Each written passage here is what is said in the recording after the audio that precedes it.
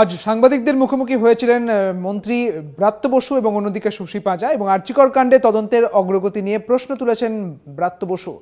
23 দিন পরেও সিবিআইয়ের দিকে শুধুমাত্র যে নীরবতা রয়েছে, অর্থাৎ সিবিআই যে তদন্ত করছে তাতে শুধুমাত্র নীরবতা রয়েছে, দীর্ঘসূত্রিতা রয়েছে এবং ধোঁয়াশা রয়েছে, এমনটাই বলা হয়েছে। এবং তথ্য লোপাটের যে অভিযোগ করা হচ্ছে বিরোধীদের পক্ষ থেকে, তথ্য যে লোপাট করা হয়েছে সেই তথ্য লোপাটের অভিযোগ নিয়ে কেন নীরব রয়েছে সিবিআই তদন্তের এই ধোঁয়াশাকেই চ্যালেঞ্জ করছি, এমনটাই বলেছেন ব্রাত্য বসু। তিনি ঠিক কি বলেছেন শোনাবো আপনাদের। সিবিআই একটি দুর্নীতি মামলায় গ্রেপ্তার করেছে, করতেই পারেন।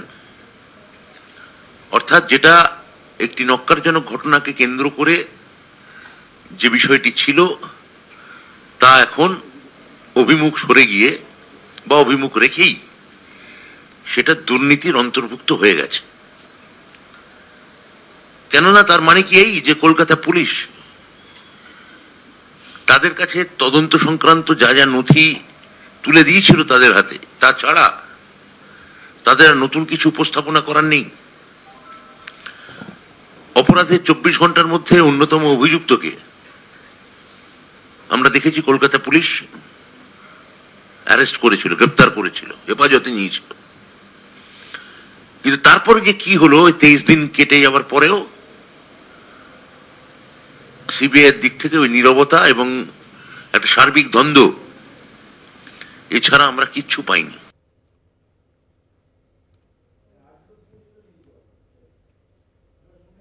আপনারা শুনলেন ব্রাত্য বসু, তিনি বলছেন যে প্রথমেই কিন্তু গ্রেপ্তার করা হয়েছিল, কলকাতা পুলিশ গ্রেপ্তার করে ফেলেছিল এই আরজিকর কাণ্ডের মূল ধৃত সঞ্জয় রায়কে। তার পরবর্তী ক্ষেত্রে সিবিআইকে যখন দায়িত্বভার দেওয়া হয়, এতদিন পেরিয়ে গিয়েছে, সিবিআই কি করছে? সিবিআইয়ের এই তদন্ত একেবারে নীরবতা তৈরি করেছে, ধোঁয়াশা তৈরি করেছে, দীর্ঘসূত্রিতা তৈরি করেছে এবং এই বিষয়ে তিনি সরব হলেন। এবং অন্যদিকে তথ্য লোপাটের যে অভিযোগ নিয়ে সরব হয়েছেন তারা, আপনাদের জানিয়ে রাখি, একদিকে নীরবতা তৈরি হয়েছে, ধোঁয়াশা তৈরি হয়েছে এবং এই বিষয়গুলিকে চ্যালেঞ্জ করছেন ব্রাত্য বসু। তিনি বলছেন যে সিবিআই তদন্তের এই ধোঁয়াশাকে চ্যালেঞ্জ করছি আমরা। এতদিন পর্যন্ত সিবিআই কি তদন্ত করছে? এই এতদিনের যে তদন্ত, এই তদন্তে কিছুই তো এখনো পর্যন্ত উঠে আসছে না। 23 দিন পেরিয়ে গিয়েছে। 23 দিন পেরিয়ে যাওয়ার পরেও সিবিআইয়ের যা তদন্ত তা ঘিরে শুধুমাত্র ধোঁয়াশা তৈরি হয়েছে, দীর্ঘসূত্রিতা তৈরি হয়েছে, নীরবতা তৈরি হয়েছে। এবং এই সমস্ত কিছুর বিষয়ে, অর্থাৎ এই ধোঁয়াশার বিষয়ে এবং নীরবতার বিষয়ে, অর্থাৎ সিবিআইয়ের এই তদন্তের বিষয়ে চ্যালেঞ্জ করছেন ব্রাত্য বসু। অন্যদিকে তথ্য লোপাটের যে অভিযোগ উঠছে সেই অভিযোগ নিয়েই বা কেন সরব হচ্ছে না সিবিআই, এমনটাও প্রশ্ন করা হয়েছে। আজকে সাংবাদিক বৈঠক করেছেন ব্রাত্য বসু এবং শশী পাঁজা এবং ব্রাত্য বসু বলেছেন যে সিবিআই যে এই তদন্ত শুরু করেছে সেই তদন্তে এখনো পর্যন্ত কিছুই উঠে আসেনি, সেখানে শুধুই মাত্র ধোঁয়াশা রয়েছে, দীর্ঘসূত্রিতা রয়েছে এবং নীরবতা রয়েছে। এবং এই ধোঁয়াশা, দীর্ঘসূত্রিতা এবং নীরবতা, এই নীরবতার এই তিনটি বিষয়কে সামনে রেখেই চ্যালেঞ্জ করেছেন ব্রাত্য বসু। এবং অন্যদিকে তথ্য লোপাটের যে অভিযোগ উঠছে সেই তথ্য লোপাট নিয়ে কেনই বা কিছু বলছে না সিবিআই, তারা বলুক কি তথ্য লোপাট করা হয়েছে, এমনটাও বলা হয়েছে ব্রাত্য বসুর পক্ষ থেকে এবং শশী পাঁজার পক্ষ থেকে। আরজিকর কাণ্ডের তদন্তের অগ্রগতি নিয়ে আজ সাংবাদিক বৈঠক করেন মন্ত্রী শশী পাঁজা এবং ব্রাত্য বসু। পাশাপাশি শশী পাঁজা জানিয়েছেন যে এই যে বিরোধীদের পক্ষ থেকে যে অভিযান করা হচ্ছে পরোক্ষভাবে এবং বিরোধীদের পক্ষ থেকে যে নারী সুরক্ষা কমিশনের যে অভিযান করা হচ্ছে সেই অভিযান হলেও কেন তারা সিজিও কমপ্লেক্সে অভিযান চালাচ্ছেন না? যদিও বিধানসভাতে দাঁড়িয়ে বিরোধী দলনেতা তিনি বলেছেন যে যদি এই তদন্ত না করতে পারে সিবিআই তাহলে আমরা তাদের ওপরেও সরব হব।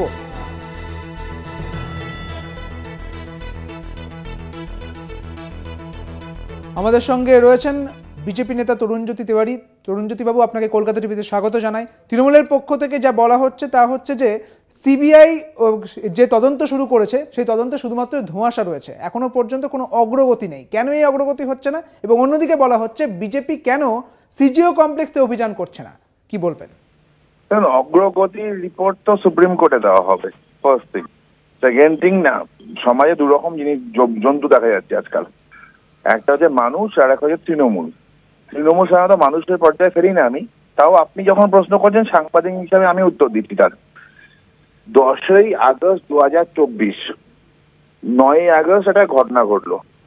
10ই আগস্ট 2024 সন্দীপ ঘোষ একটা চিঠি ইস্যু করলো এক্সিকিউটিভ ইঞ্জিনিয়ার পিডাব্লিউডি কে, বললো রিপেয়ার করতে হবে ডক্টরস রুম, মানে যেখানে সেমিনার হল তার পাশের রুমটায়। অদ্ভুত ভাবে প্রিন্সিপাল সেক্রেটারি এবং মেডিকেল এডুকেশন ডিপার্টমেন্টের ডিরেক্টর ওটা অ্যাপ্রুভ করে দিল, মানে যে সেমিনার হল তার পাশের ঘরটা ভাঙচুর হচ্ছিল, যেটা আপনাদের মতো কিছু সংবাদ মাধ্যম বলে যাচ্ছিল 1 বছর আগেকার নাকি অর্ডার, সেটা দেখা গেল 10 তারিখের, মানে ঘটনার একদিন পরে রুমটা ভাঙা হলো। কলকাতা পুলিশের একের পর এক মিথ্যে আমরা দেখেছি। অভিক দে তৃণমূল ছাত্র পরিষদের নেতা, তাকে ফিঙ্গারপ্রিন্ট এক্সপার্ট বলে চালিয়ে দেওয়ার চেষ্টা আমরা দেখেছি। কলকাতা পুলিশের ফটো ক্রপ করা আমরা দেখেছি। পুরো ইনভেস্টিগেশনটাকে শেষ করলো কিভাবে আমরা দেখেছি। এত অভিযোগ থাকার পরও সেকেন্ড পোস্টমর্টম কেন হলো না আমরা দেখেছি। এরপর তৃণমূল প্রশ্ন করে কি করে? লজ্জা হয় না ওদের? শরীরে কি মানুষের রক্ত কম হয়ে গেছে? অন্যদিকে আরো একটা বিষয় জানতে চাইবো, তৃণমূল কংগ্রেসের পক্ষ থেকে কিন্তু এটা বলা হয়েছে যে এই অগ্রগতির রিপোর্টটা দেওয়ার জন্য, সেটা কিন্তু তৃণমূল কংগ্রেসকে নয়, সুপ্রিম কোর্টে দেওয়ার কথা বলা হয়েছে। একদম।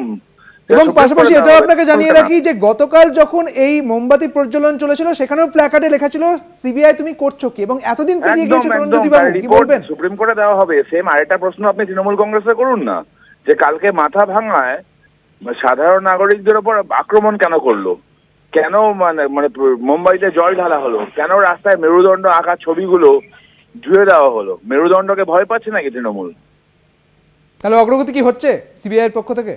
নিশ্চয়ই রিপোর্ট আসবে, রিপোর্টে জানতে পারবো, কিন্তু তার আগে যে প্রশ্নগুলো করলাম তার উত্তরটা তৃণমূলের বন্ধুদের কাছ থেকে খোঁজার চেষ্টা করবেন। এই প্রশ্ন রাখবো। এবং পাশাপাশি আরো একটি প্রশ্ন, যেখানে বিরোধী দলনেতা তিনি বলছেন যে যদি সিবিআই এর তদন্ত না করতে পারে তাহলে আমরা সিবিআই এর কাছেও যাব এবং সিবিআই কে প্রশ্ন করব। এবং সেই অর্থে শশী বাজা বলছেন যে নবান্ন অভিযান যদি হতে পারে, নারী সুরক্ষা কমিশনে যদি অভিযান হতে পারে, তাহলে কেন সিজিও কমপ্লেক্সে অভিযান হবে না? কি বলবেন? আরে অবভিয়াসলি হবে, খালি সিজিও কেন, পরপর বেশ কয়েকটা অভিযান হওয়া উচিত, একসাথে হবে। আমি বলে দিচ্ছি কোথায় কোথায় হবে। সিজিও কমপ্লেক্সে হবে, স্বাস্থ্য দপ্তরে হবে, মুখ্যমন্ত্রীর বাড়িতে হবে, লালবাজারে হবে, নবান্নতে হবে যেখানে মুখ্যমন্ত্রী বসে। এই 5টা জায়গায় না অভিযান একসাথে হবে।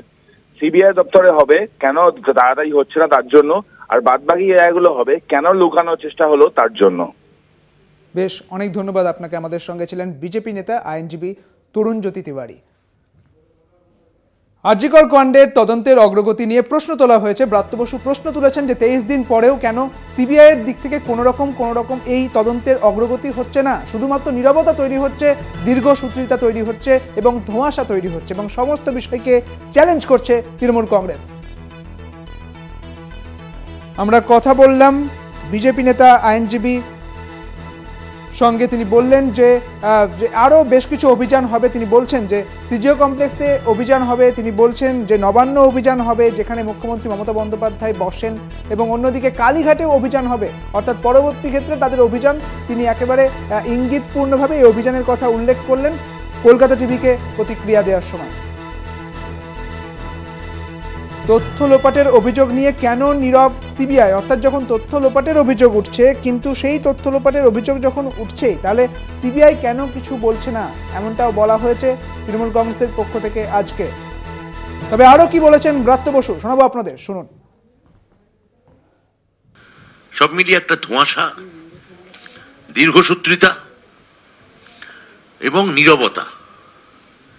এই ধোঁয়াশা, নীরবতা এবং দীর্ঘসূত্রিতা আজকে সাংবাদিক বৈঠকের মাধ্যমে আমরা এটাকে চ্যালেঞ্জ করতে চাই এবং আমরা দাবি করতে চাই যে খুব শিগগিরই এর উত্তর যেন তারা দেন।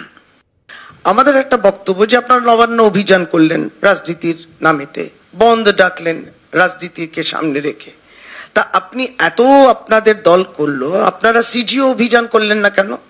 কিন্তু অ্যাসেম্বলিতে বিধানসভায় বলছেন যে সিবিআইও যদি দেরি করে আমরা তাদেরকে ছাড়বো না। তা সিবিআই তো যেখান থেকে ইনভেস্টিগেশন করছে সেটা সিজিও কমপ্লেক্স, তাহলে আপনাদের সিজিও অভিযানটা কবে হচ্ছে? আচ্ছা, অভিযানও যদি করার সাহস কিংবা সাহসিকতা না যদি থাকে, তাহলে একটা চিঠি, একটা মেমোরেন্ডাম, একটা ডেপুটেশন। আমরা দেখলাম সেদিনকে করুণাময়ী থেকে তার একটা মিছিল আরম্ভ করলেন মহিলারা, এবং তারা বিকাশ ভবন পেরিয়ে যে আমাদের স্টেট উমেন্স কমিশন রয়েছে সেই অফিসের কাছাকাছি গেলেন, কিন্তু একটা মিস হয়ে গেল, তার আগের গলিতে ডান দিকে বেঁকলেই তো সিজিও ছিল। আপনারা যাচ্ছিলেন মহিলা কমিশনের ওখানে তালা মারবেন, অনেক কিছু করার চেষ্টা প্রয়াস। সুতরাং সবটাই অপটিক্স, কোনটাই বলার জন্য। কিন্তু তার আগে যে ডান দিকে গলিতে চলে গেলে সিজিও অভিযানটা হতো, সিজিও অভিযানে গিয়ে সিবিআই কে আপনারা প্রশ্ন করতে পারতেন যে এত দেরি কেন হচ্ছে। আমাদের সঙ্গে রয়েছেন সিপিএম নেতা তন্ময় ভট্টাচার্য। তন্ময়বাবু, কলকাতা টিভিতে আপনাকে স্বাগত জানাই। তৃণমূল কংগ্রেসের পক্ষ থেকে বেশ কিছু প্রশ্ন করা হয়েছে যে সিবিআই যে তদন্ত চলছে সেই তদন্তের অগ্রগতি কেন হচ্ছে না 23 দিন পেরিয়ে যাওয়া সত্ত্বেও। পাশাপাশি বলা হচ্ছে যে বিজেপির পক্ষ থেকে কেন সিজিও কমপ্লেক্সে অভিযান করা হচ্ছে না, কি বলবেন? তৃণমূল বিজেপির কাছে প্রস্তাব দিক। তৃণমূল আর বিজেপির তো মালপোয়ার সম্পর্ক। বিজেপিকে প্রস্তাব দিক যে আপনারা সিজিও কমপ্লেক্স অভিযান করুন। সিবিআই সরব না নীরব সেটা তৃণমূলই বা জানলো কি করে, আমিই বা জানবো কি করে?